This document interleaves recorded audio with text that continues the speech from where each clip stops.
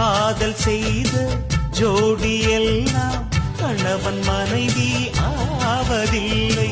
கணவன் மனைவி ஆன பின்னும் காதல் செய்தால் தோல்வி இல்லை. இதயமே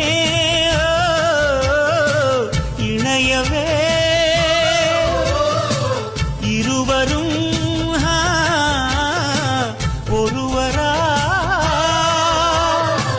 கூடி வாழ்ந்தால் கோடி நன்மை. குடும்பம் கோவில் ஆகும் உண்மை.